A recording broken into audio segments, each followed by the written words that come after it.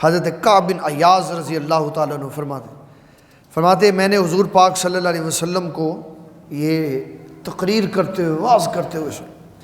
آپ نے فرمایا ان لکل امت فطرۃ، آدم علیہ السلام سے لے کے عیسیٰ علیہ السلام تک جتنے بھی نبی آئے، ہر نبی کی امت میں کوئی نہ کوئی شے فتنہ رہی. وفتنۃ امتی المال، اور فرمایا میری امت کا سب سے بڑا فتنہ مال ہے.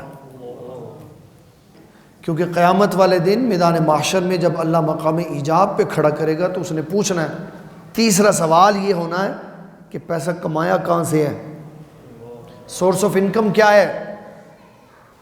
چوتھا سوال یہ ہونا ہے خرچ کہاں پہ کیا، رشوت کتنی دی ہے، کتنی لی ہے.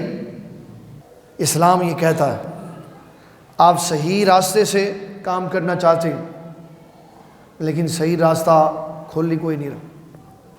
تو فرمایا اگر دینے والا راضی نہ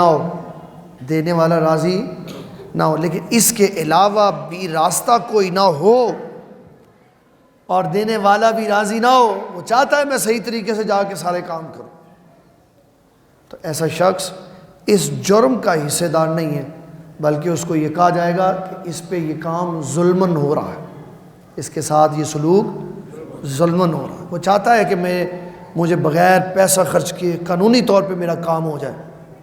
ایک تو یہ ہے نا کہ لو جی یہ بھی راستہ ہے صحیح، یہ راستہ ہے مشکل لمبا ہے، اس میں پیسے دیں گے تو فوری ہو جائے گا، تو اس کو استعمال کیا. اس پہ ہے الراشی والمرتشی کلامھا فی النار، لینے والا اور دینے والا دونوں ہی جہنم میں جائیں. یہ علیحدہ چیز ہے، لیکن ایک طرف ایک ہی راستہ ہے اور وہ بھی بند ہے اور وہ کھلنا بھی نہیں ہے.